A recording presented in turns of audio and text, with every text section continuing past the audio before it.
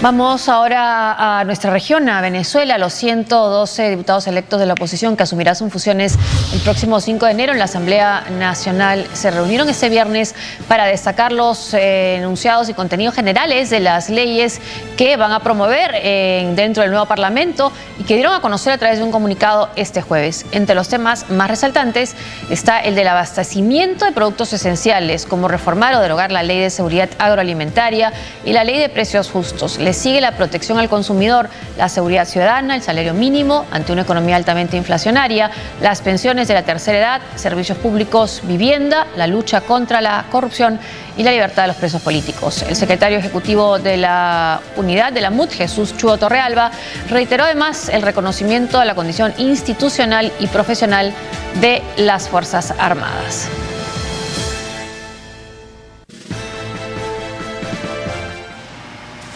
Y bueno, dentro de esta nueva realidad que va a comenzar a partir de enero, donde va a tener un parlamento con mayoría opositora, Nicolás Maduro se ha mostrado desafiante. Incluso ha habido un llamado del expresidente brasileño Lula da Silva llamando al diálogo, pero se avecina una situación difícil porque incluso Maduro ha dicho que no va a liberar a los presos políticos, aunque no lo llama el presos políticos, y también ha nombrado en un cargo público a la jueza que sentenció a Leopoldo López. Defensora del pueblo, nada menos. Sí. Así es, o sea, eso es una provocación, sí, ¿no? Efectivamente, es realmente, bueno, y va en consonancia con su discurso, ¿no? Donde él considera, pues, que digamos, la oposición es fascista, ¿no? O sea, es el típico comportamiento donde los adversarios políticos no son adversarios, sino enemigos. Y también hay otras medidas que están en curso, como es nombrar a estos nuevos miembros del Tribunal Supremo de Justicia. 12 jueces. Así es, que en reemplazo a los que fueron forzados a jubilarse de manera anticipada. Y también ahora resulta que el canal del Parlamento, que es un canal que iba a ser la oportunidad para que la oposición pudiera hacerse oír, ¿no? A través de un medio, digamos, de amplio espectro, finalmente ha sido dado a los trabajadores, evidentemente, y bajo el control del gobierno, ¿no? Entonces, bueno, es una guerra, ¿no? Aquí estamos hablando efectivamente, un poco hablar de Venezuela es un poco hablar de dar noticias sobre Venezuela, es casi dar como partes de guerra, porque en realidad pues son estas medidas que está dando el gobierno para enfrentar a esta nueva mayoría, ¿no? O sea, los que pensaban que podía haber diálogo, pues por lo visto no se va a dar, ¿no? Y esa situación, hablando de los canales de la televisión pública, lo que ha pasado en Venezuela, lo que está pasando en la Argentina, una nota de los diarios argentinos hablaba cómo fue la transmisión de mando, cómo se difundió, cómo se transmitió a través de la televisión pública argentina. Fue una transmisión plural y además estuvo a cargo de una empresa vinculada al kirchnerismo que administra parte del canal, pero también de una persona representante del nuevo gobierno. Entonces destacaron cómo fue esta cobertura e incluso les llamó la atención que citaran lo que decían los periódicos y mencionaban con nombre propio a Clarín y a La Nación, considerados opositores, y les llamó la atención. ¿Por qué? Porque durante el gobierno de Cristina Kirchner no los nombraban, no decían Nación o Clarín, sino los medios hegemónicos, ¿no? Entonces ya hay un cambio de tono, ya hay otra manera de informar. Habrá que ver cómo sigue, pero en el caso de Venezuela evidentemente es diferente. Va a ser crucial entonces, como lo ha sido en América Latina hace muchos años, el papel de los militares. Así es, exactamente, y vamos a ver si es que este general famoso, que se ha vuelto famoso, general Padrino, que según las noticias es el que se habría opuesto a un supuesto intento de fraude, vamos a ver si es ratificado en el nuevo gabinete que está en curso de ser reestructurado, ¿no? Eso puede ser un signo, vamos a ver, ¿no? Claro, hay grandes expectativas de la población que ha votado fundamentalmente por la situación económica, pensando que desde la Asamblea Legislativa se puede resolver problemas de su vida diaria. Entonces, llegar a esa solución a través de las leyes que luego van a poder ser probablemente boicoteadas o no por Maduro va a generar también una situación bastante difícil. Exactamente, porque al final la población puede simplemente ya no distinguir, ¿no? En la medida, además, si la información no circula, porque igual los medios siguen en gran parte controlados por el gobierno, al final no va a distinguir quién tiene la culpa. Simplemente, bueno, pues lo que saben es que hay una mayoría en la Asamblea. Y que su vida no ha mejorado. Y que su vida no ha mejorado. Entonces, es de suponer también que el chavismo esté apostando a eso. Por lo tanto, lo que querría decir, lo que, digamos, puede uno intuir que se va a acelerar, digamos, que sí se va a ir probablemente al proceso revocatorio por parte de la oposición, ¿no? Vamos a la Argentina. Los ex candidatos presidenciales de ese país se reunieron con el presidente Mauricio Macri en el inicio de su gestión en la Casa Rosada. Esta apertura del diálogo fue bien recibida por los ex rivales de Macri. Como parte de los actos de su investidura, el nuevo presidente de Argentina, el conservador Mauricio Macri, juramentó a su gabinete en el Museo del Bicentenario de la Casa de Gobierno. La ceremonia contó con la presencia de toda la plana mayor de la propuesta republicana y los familiares de los 20 ministros y 6 secretarios de Estado que lo acompañarán en su gestión.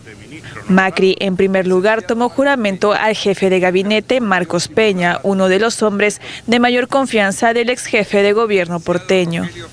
Licenciado Marcos Peña, juráis por Dios y por la patria, sobre estos santos evangelios, desempeñar con lealtad y patriotismo el cargo de jefe de gabinete de ministros, para el que habéis ido nombrando, cumpliendo y haciendo cumplir en cuanto a vos dependa la Constitución de la Nación Argentina. Sí, juro. Si así no lo hiciera... El país aguarda el anuncio sobre las medidas que se tomarán en relación a las reformas económicas prometidas. Macri llega a la presidencia con una economía estancada hace 4 años, la inflación bordeando el 25% y las reservas sin condiciones de soportar su promesa de dejar de lado las restricciones cambiarias que rigen en el país desde 2011. Macri comenzará a negociar rápidamente con los fondos buitres para resolver el litigio por bonos impagos de la deuda, según un mediador judicial estadounidense.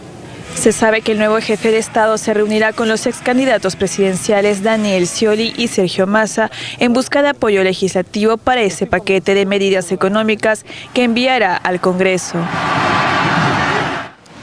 Temprano en la mañana, Mauricio Macri, el presidente de la Argentina, participó en un Te Deum, donde también hubo representantes de otros credos, también como parte de este llamado a la apertura y al diálogo que ha hecho el nuevo presidente de la Argentina. Una de las noticias que resaltan los medios de la Argentina, Clarín o La Nación, que mencionamos hace unos instantes, es que al parecer el nuevo gobierno va a dejar caer, o sea, va a permitir que no rija el acuerdo, el memorándum tan polémico con Irán. Explícanos un poco, Francisco, sí, porque esto es importante, que este giro de política exterior. Totalmente, ¿no? Ese es el memorándum que, digamos, que preveía que era un acuerdo entre Irán y el gobierno argentino para de alguna forma sustituir a la justicia ordinaria por una especie de comisión de la verdad, y que se consideraba que de alguna forma era una manera de asegurar la impunidad a los personajes de iraníes que hubieran estado implicados en el atentado la mutual israelita.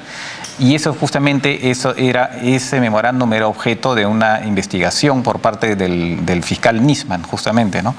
Había habido una acción para declarar inconstitucional este memorándum, ¿no? Y en primera instancia se declaró constitucional, y fue en segunda instancia donde la Corte declaró que era inconstitucional, y ahí tenía que pasar a lo que es la Corte Suprema, y es justamente eso lo que el gobierno finalmente no recurriría a esa segunda resolución, y por lo tanto se cae el famoso memorándum, ¿no? Pero efectivamente es importante por lo que significa un giro en la política exterior de Argentina, que de alguna forma, como otros países, digamos, de los sectores ligados al ALBA, aunque Argentina no es del ALBA, pero estaba cercano al gobierno de Kirchner, digamos, tenía un acercamiento con Irán. Con esto se produce efectivamente un giro, ¿no? Eso está muy claro. Y mientras tanto todavía no hay una decisión clara sobre cuál fue la causa de la muerte del fiscal Nisman. Así es, incluso parece como que las investigaciones de alguna forma han perdido ritmo. Sí. Parece que no hay un interés, ya no hay interés verdadero en saber quién es finalmente quien lo asesinó. Y paralelo a esto, y las realidades económicas ya se van imponiendo, ¿no? En relación, por ejemplo, con la devaluación que va a haber del dólar, ya hay discrepancias entre el sector financiero y el gobierno, en particular con el Banco Central, con la nueva administración que se va a instalar el Banco Central, por el tema, bueno, este es un tema bastante técnico, pero en fin, que tiene que ver con, aparentemente el gobierno no quiere reconocer una serie de contratos a futuro de dólar que van a hacer que los bancos pudieran, digamos, ganar tener unas ganancias espectaculares, ¿no? Y el gobierno de alguna forma dice, bueno, esto es una cosa medida de la anterior administración, nos va a perjudicar muchísimo y queremos que no, bueno, de alguna forma frenar esta hemorragia que va a significar, ¿no? Entonces ya están los problemas. O sea, efectivamente, el gobierno de la señora Kirchner ha dejado un campo minado. Embalsado, embalse. No, y no solo eso, digamos, ha puesto de manera, digamos, adrede, ¿no?, una serie de medidas para complicarle la vida al siguiente gobierno, ¿no? Y se ha ido con una popularidad tampoco nada deleznable, ¿no? Y dentro de estos nuevos tiempos que ha anunciado Mauricio Macri, están estas fotos, ¿no?, de la nueva familia presidencial en la Argentina, estas fotos que han sido divulgadas en las últimas horas y que incluye una niña de 4 años en la Casa Rosada. Vemos ahí a la mujer de Macri, Juliana Aguada, y Macri y su hija Antonia, que además ha sido protagonista de la campaña. Es más, en algún momento cuando se aplicaba una política, una campaña del miedo, desde algunos sectores de peronismo decían que iba a haber escasez de cuestión de algunos productos, incluso ella tenía miedo que estos huevos Kinder desaparecieran, y él dijo, mi hija me ha preguntado si van a venir sin sorpresas, ¿no? Entonces la citaba, la niña también tenía videos, hacía fotos en Instagram. Dejemos Venezuela ahora, veamos otro tema. En el Día de los Derechos, Argentina, en el Día de los Derechos Humanos, más de 100 personas fueron detenidas en Cuba por protestar pidiendo precisamente derechos humanos. Ni sus arengas por la libertad disuadieron a las autoridades policiales. Más de un centenar de activistas fueron aprehendidos en el marco del Día de los Derechos Humanos en La Habana. Los participantes habían sido convocados por el grupo disidente femenino Damas de Blanco, que llamaron a todos los colectivos opositores a agruparse para participar de la iniciativa Todos Marchamos, una serie de protestas pacíficas no autorizadas por el gobierno. En paralelo, cientos de simpatizantes del régimen celebraron la jornada con actividades lúdicas para niños y jóvenes en el Palacio de las Convenciones de La Habana. Celebramos el Día de los Derechos Humanos y aquí traemos a nuestros alumnos para que disfruten de una actividad en la cual ellos son protagonistas. Van a demostrar y a exhibirle a todo el pueblo y al mundo cómo en nuestro país todos los niños tienen derecho a estudiar, a participar de la cultura, a participar del deporte. Tras los arrestos en el Día de los Derechos Humanos, Amnistía Internacional no se mantuvo ajena a lo sucedido y denunció el riesgo de hostigamiento a los opositores, remarcando que el mes pasado se produjeron en la isla más detenciones arbitrarias que hace 5 años. Según la Comisión Cubana de Derechos Humanos y Reconciliación Nacional, en el mes de noviembre se habrían registrado al menos 1.477 detenciones temporales por motivos políticos, una de las cifras más altas desde el 2010, cuando empezaron estos registros. Mientras vemos escenas como estas, donde parece no haber habido algún cambio en el sentido de cómo se manejan las protestas en Cuba, incluso después de la reanudación de relaciones diplomáticas con los Estados Unidos, esas relaciones sí van avanzando y tienen su propio camino. Exactamente, podríamos hablar de ahí cuerdas separadas como se hizo con Chile, sí. Y una manifestación, la última reciente, que hay un acuerdo entre los gobiernos de Estados Unidos y Cuba para restablecer el correo, nada menos que no había desde 50 años entre Cuba y Estados Unidos, así que ahora nuevamente va a poder funcionar el sistema de correo. Así que sí, pues, digamos, sigue su curso la normalización de las relaciones. Lamentablemente, por lo menos la apuesta de Obama, que era que esta normalización pudiera llevar, digamos, a una liberalización en Cuba, al menos por ahora, todavía no lo vemos. Una pausa y volvemos con más.